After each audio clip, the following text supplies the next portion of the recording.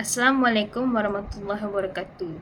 My name is Siti Nur Shakira Husna binti Hanafi, and today I will be presenting the descriptive speech of unequivocal epileptic activity. So, it all started with me on my way to take a shower when suddenly my body began to betray me out of nowhere.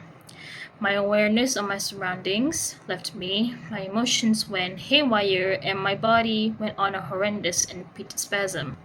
I regained control again, but by then my body was all bruised and sprained, and by luck, my family nearby was frantically trying to make sure I was alright.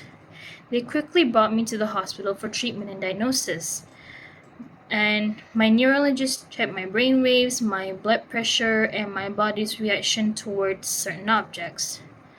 After the process was done, my neurologist announced that I am dealing with unequivocal epileptic activity. So, I am here today to describe the characteristics, the symptoms, the treatments, and the prevention of unequivocal epileptic activity. What is unequivocal epileptic activity, you might ask? Well, let's have a look.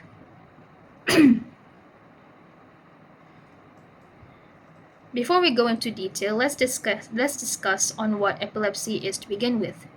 Epilepsy is a brain disease where nerve cells don't signal properly, which causes seizures. Seizures refer to uncontrolled bursts of electrical activities that changes an individual's emotions, behaviors, awareness, and muscle movements. There are many types of seizures, and their symptoms vary on how they affect a person's life, but we will be focusing on only one type.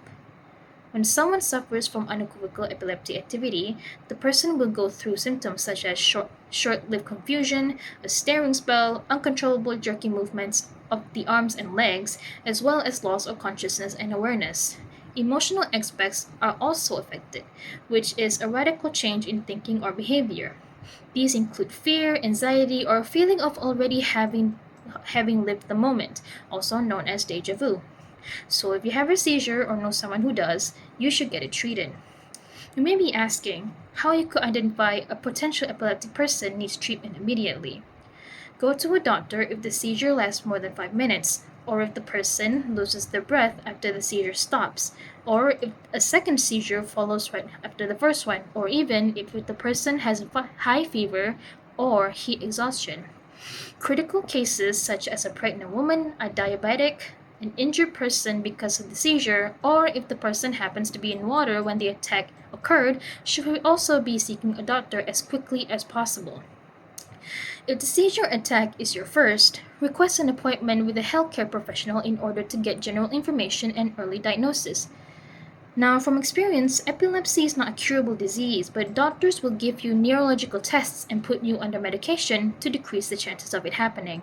Your neurologist will provide you Lamictal, a prescription medicine that contains an anticonvulsant called lamotrigine.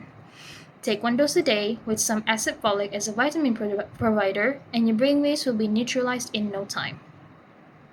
Now, your doctor will tell you to do the following after you get your treatment. Once you get everything you need, your neurologist will give you a list of improvement routines to prevent from getting an attack. First of all, get enough sleep. It might be superficial to some people, but in reality, it is one of the primary factors of your epileptic activity. Do not skip your sleep or sleep painfully late, especially when you just returned from your diagnosis. I immediately did this myself, and I do not recommend you follow my footsteps. Another is by reducing the use of risky substances. Substances such as alcohol and drugs go hand in hand with sleep, and while people do not have the same tolerance level towards the two, the studies made it clear that there is a high chance of you getting a seizure from lack of sleep because you were in a hangover state during that time period. Another factor is stress. Stress will affect your brainwaves, and elongated hours of it might cause you to lose control and spasm uncontrollably. So it is highly advised you should try to keep yourself calm in order to lower the risk. Last but not least, stay away from flashing lights. Flashing lights can overstimulate your brain into giving strong signals that can cause an excessive reaction from brain cells. Especially if you have photosensitivity, this will likely trigger your epileptic activity and put you in a spasm. Make sure you follow these routines daily. It will likely save your life and other people who are suffering the same ailment as you.